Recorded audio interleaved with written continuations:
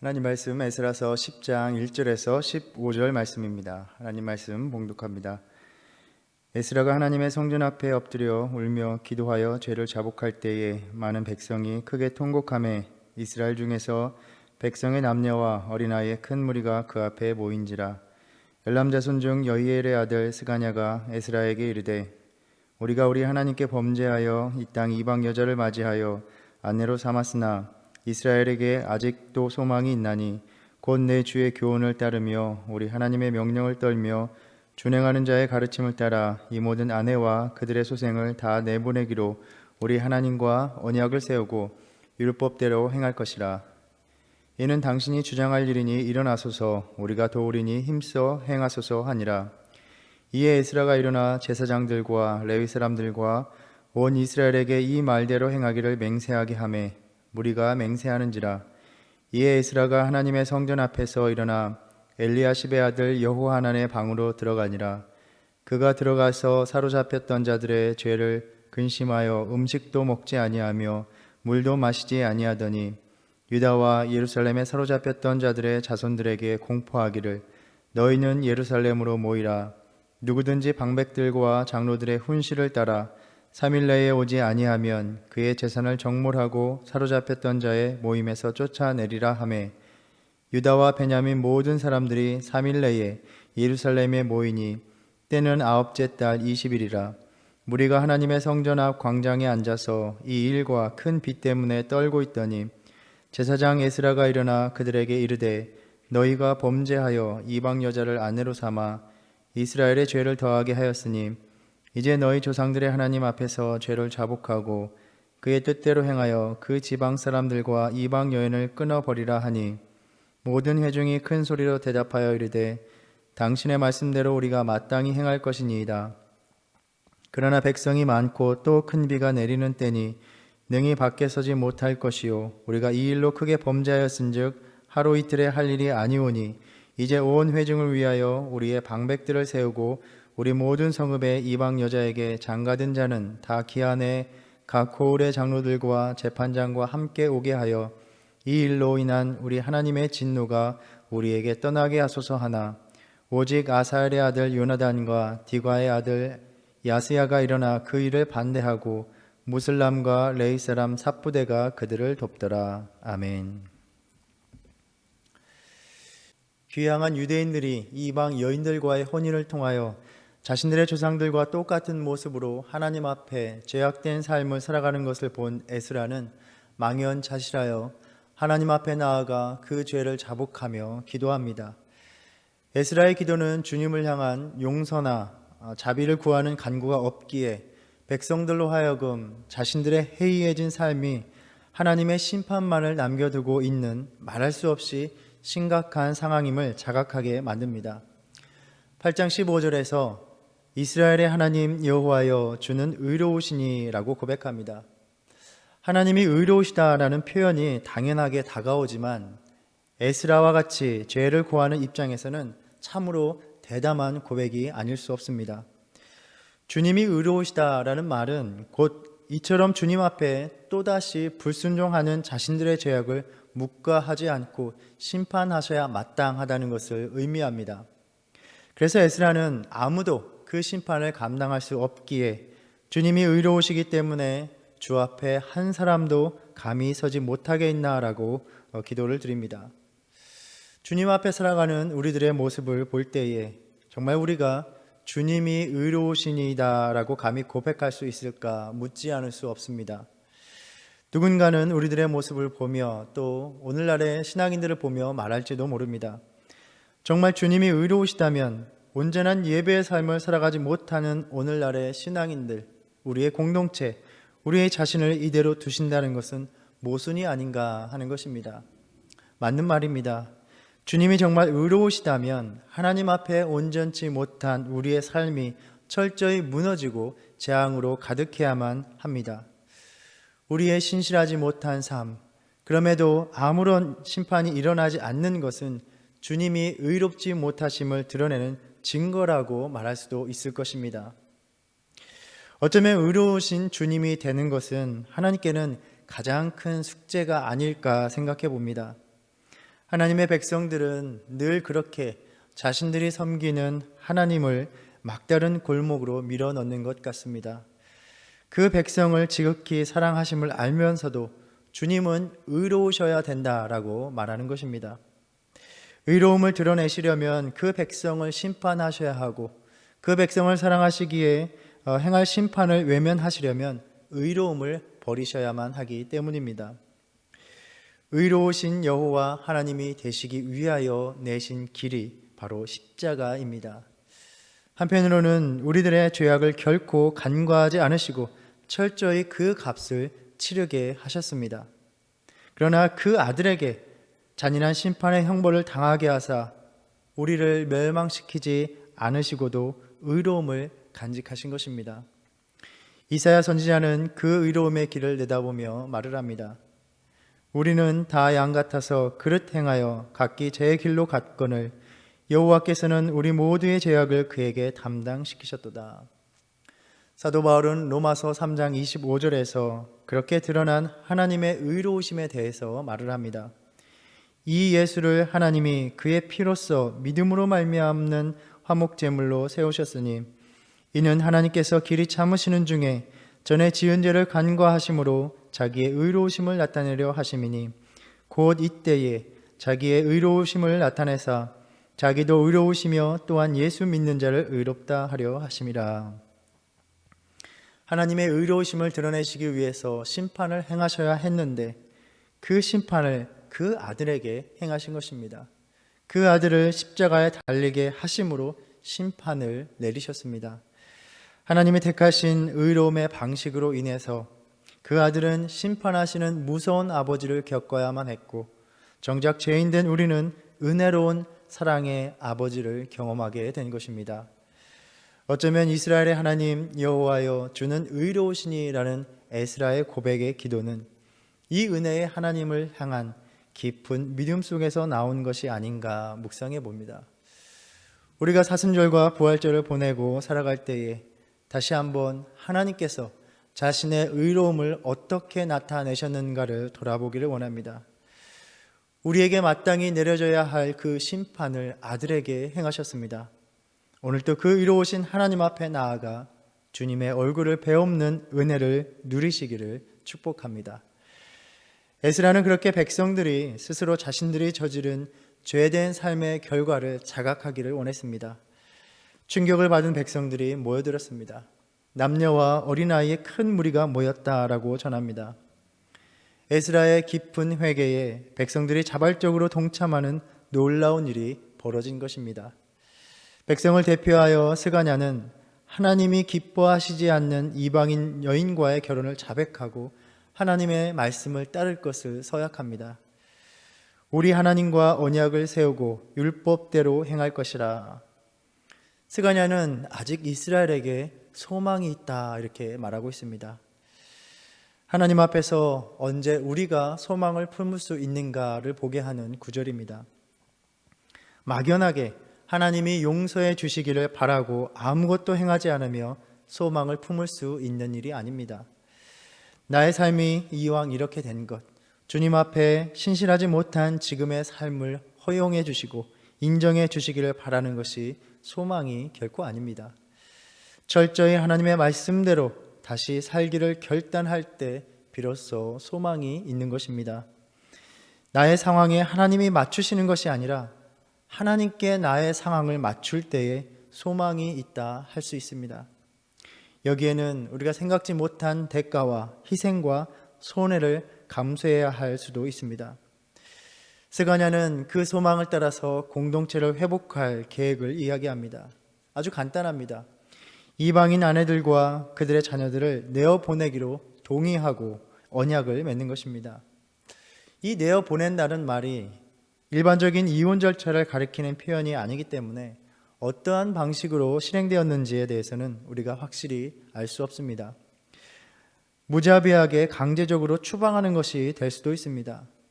또 우리 구약의 율법에는 이방인 여인과의 이혼에 대한 규정이 없기 때문에 3절에서 율법대로 행한다라는 부분도 분명하지가 않습니다. 신명기 24장 이혼에 대한 그 규정을 자신들의 지금의 상황에 적용했을 수도 있습니다. 그러니까 마치 이방인 아내가 그들에게 수치의 대상이 되어서 그들을 내보내는 것이 정당하다고 여기는 것입니다. 혹은 그저 단순하게 율법에서 금하고 있었던 혼합 결혼, 그것을 행했으므로 그 이전 상태로 돌아가는 것을 의미할 수도 있습니다. 그것이 어떠한 방식이었든 간에 오늘날 우리의 가치관에서는 참 받아들이기 어려운 부분입니다. 아무리 하나님의 말씀대로 사는 것이 중요하다지만 이 멀쩡한 가족이 생이별하게 하는 것이 맞는 것인가? 그렇다면 그렇게 헤어져야 했던 이방인 여인들과 그 자녀들은 앞으로 어떻게 살아야 하는 것인가? 너무 무정하고 끔찍한 일이 아닌가? 그러한 생각이 들 수 있습니다. 또 그러한 관점에서 보면 이 본문의 말씀이 참으로 불편한 말씀이 아닐 수 없습니다. 어제 나눈 바와 같이 이 본문의 말씀은 믿지 않는 자들이나 또는 국제 결혼을 금하는 말씀으로 우리가 오해해서는 안 될 것입니다. 결코 이혼을 명하는 말씀도 아닙니다. 말라기 2장 16절에 보면 하나님께서는 내가 이혼하는 것을 미워한다라고 말씀하셨습니다. 예수님께서도 하나님이 짝지어 주신 것을 사람이 나누지 못할 것이다 말씀하셨습니다. 고린도전서 7장에서는 바울이 믿지 않는 아내나 남편과의 결혼이 구원의 통로가 될 수도 있다라고 말하기도 합니다. 성경에는 라합과 룻과 같이 이방 여인으로서 신실한 믿음의 모범이 되었던 그러한 예시를 제시하기도 합니다. 하나님은 우리의 각 가정이 온전한 하나님을 섬기는 공동체로 세워지기를 원하고 계신 것입니다. 우리는 이 본문을 이방의 신들을 섬기는 그 우상 숭배가 퍼져나가게 됐던 가장 큰 이유가 이방 여인과의 결혼을 통해서였고, 하나님의 백성으로서 신앙을 회복하는데 그러한 통로가 되었던 이방 여인들을 보내는 일이 불가피하다고 인정하고 참여했던 그 당시의 유대인들의 시선에서 이 문제를 바라보아야 합니다. 그렇게 하지 않으면 하나님의 백성의 공동체로서 살아갈 다른 방법이 없었던 삶의 정황이었습니다. 그런데 상식적이고 냉정하게 생각해 보면 이 모든 결과는 그러한 혼합 결혼을 통하여 하나님을 멀리했던 그들 자신이 초래했던 일이라는 점입니다. 인간의 이기적인 태도는 하나님의 뜻을 어기고 불순종하며 초래한 모든 죄악의 결과들을 책임지는 일에는 늘 뒷전입니다. 하나님께 불순종함으로 얼마나 큰 대가를 치러야 하는지에 대한 심각성 없이 우리는 살아가고 있다는 것입니다. 에스라가 하나님은 의로우시다라고 고백했을 때 인간은 그렇게 자신이 초래한 죄된 결과에 대해서 하나님이 어떠한 처벌을 내리셔도 우리는 항변할 수 없음을 올바로 드러내고 있는 인식이라 할 수 있습니다. 우리는 다름 아닌 우리 자신이 스스로 저지른 죄악의 대가를 치를 장본임에도 불구하고 늘 그것을 하나님이 희생하는 방식으로 요구하는데 익숙해져 있습니다. 하나님이 독생자를 십자가에 달리게 하신 일은 어떻습니까? 우리는 하나님 앞에 나아가 어떻게 아버지가 아들을 버릴 수 있습니까? 라고 분개하지 않습니다. 하나님께서 베푸신 그 은혜에 감격하고 감사를 드립니다. 그렇게 내게 아무런 손해가 없고 희생이 없으면 은혜로 다가오고 어떠한 값비싼 대가를 치러야 할 때는 무자비한 처분이 내려지는 것처럼 우리는 항변을 합니다. 사랑하는 아내와 자녀를 내보내야만 했던 그 끔찍한 상황이 바로 다름 아닌 자신들이 하나님의 율법을 어김으로써 빚어진 결과였다는 것을 우리는 분명히 알아야 합니다. 또 한편으로는 바로 이것이, 그들을 내보내는 것이 모두가 사는 길이기도 하였다는 점입니다. 조상들을 답습하여 하나님 앞에 또다시 죄악된 모습으로 살아가는 이들에게 남은 것은 모든 것을 다 진멸하시는 하나님의 심판뿐이었습니다. 이대로라면 자신들뿐만이 아니라 그 아내들과 자녀들이 다 멸망당하는 일만 남았던 것입니다. 오히려 자신들과 아내들과 자녀들이 사는 그 유일한 길이 그 율법을 따라서 행하는 일이었습니다.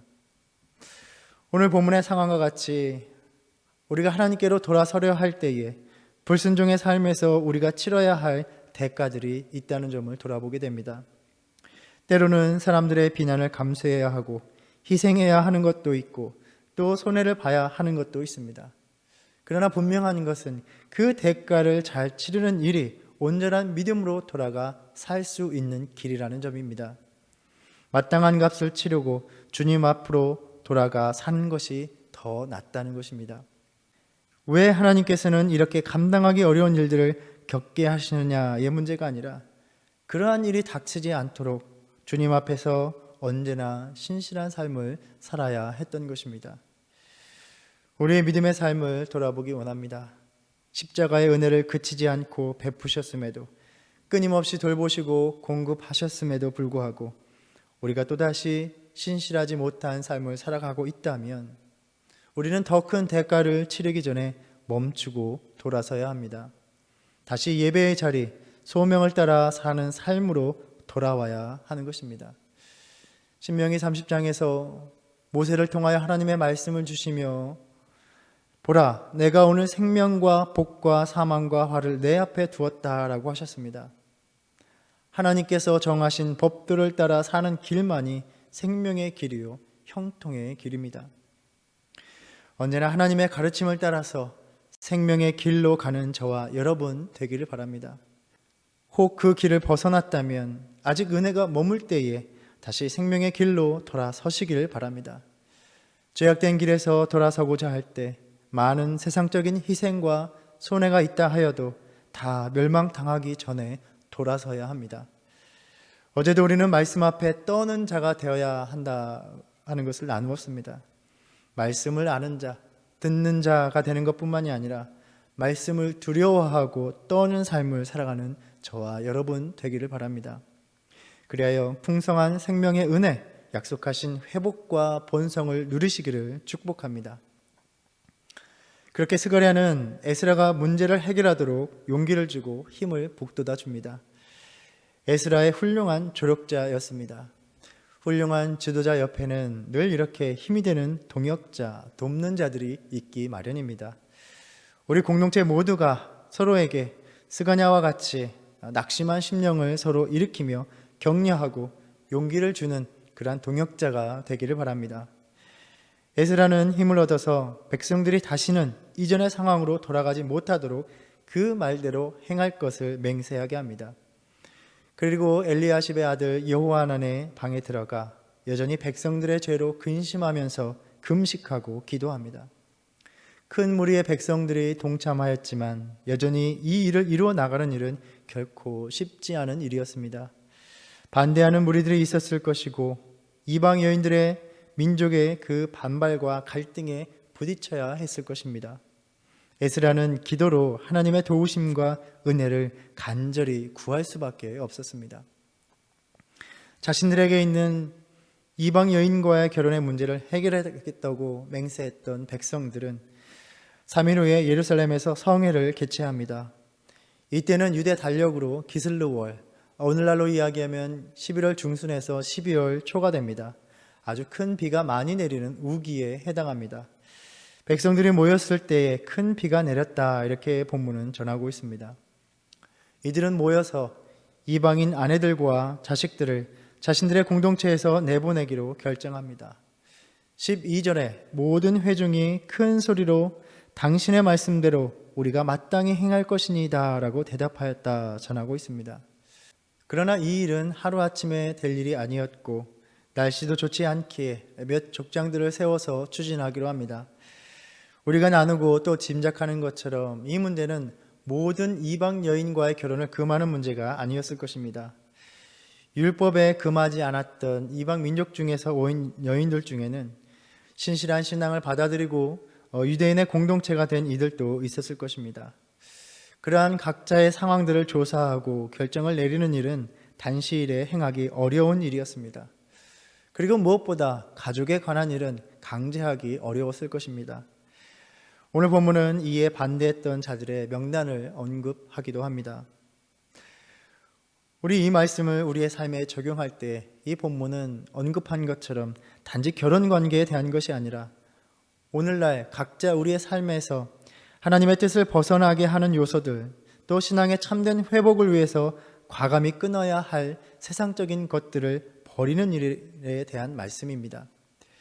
11절에서 에스라는 백성들에게 너희가 하나님 앞에서 자복하고 그의 뜻대로 행하여 그 지방 사람들과 이방 여인을 끊어버리라 라고 말을 합니다. 회개는 죄를 고백하는 자복에서 그치는 일이 아니라 죄악된 삶의 요소들을 과감히 끊어내는 데까지 나아가는 일입니다. 수없이 통회하며 자복만 반복하는 삶은 회개가 아니라 하나님을 기만하는 일입니다. 우리가 사순절을 통해서 우리 자신을 위해서 모든 것을 다 버리셨던 주님, 그 십자가의 사랑에 대해서 묵상했습니다. 그 주님 앞에서 온전히 서기 위해서 지금 나의 삶에서 내보내야 할 것은 무엇이 있는가 돌아보기 원합니다. 그것을 내보내는 일이, 버리는 일이 큰 아픔과 희생과 손해가 따르더라도 우리는 하나님이 용납하시지 않은 모든 것들을 다 버려야 하는 것입니다. 아직도 끊어내지 못한 관계, 또 상황, 습관이 있다면 주님의 도우심으로 끊어버리는 은혜가 있기를 축복합니다. 그리하여 하나님의 참된 자녀의 모습으로 살아가는 저와 여러분이 되기를 간절히 소망합니다. 기도하겠습니다. 하나님, 오늘 말씀을 통하여 하나님의 백성으로 살아가는 그 소망을 위해서 우리의 삶에서 과감히 내보낼 것이 무엇인가를 돌아보게 하셨습니다. 그것들이 우리의 삶에 들어온 것은 하나님의 뜻을 저버리고 우리의 욕심대로 살아가고자 했던 불순종 때문임을 고백합니다. 주님, 우리의 삶에 과감한 개혁과 결단이 있기를 원합니다. 주님의 심판을 받아 그것들과 함께 망하는 길을 택하지 않게 하시고 하나님의 말씀대로 행하리라는 결단이 서게 하여 주시옵소서. 그리하여 하나님 앞에서 인정에 끌리지 않게 하시고 세상의 체면을 생각하지 않게 하시고 세상적인 부유함을 따르지 않게 하심으로 오직 하나님의 말씀 앞에 떨며 사는 믿음의 삶이 되게 하여 주시옵소서. 예수님의 이름으로 기도드립니다. 아멘. 하늘에 계신 우리 아버지여, 이름이 거룩히 여김을 받으시오며 나라의 임하옵시며 뜻이 하늘에서 이룬 것 같이 땅에서도 이루어지이다. 오늘날 우리에게 일용할 양식을 주옵시고 우리가 우리에게 죄 지은 자를 사하여 준 것 같이 우리의 죄를 사하여 주옵시고 우리를 시험에 들게 하지 마옵시고 다만 악에서 구하옵소서. 나라와 권세와 영광이 아버지께 영원히 있사옵나이다. 아멘.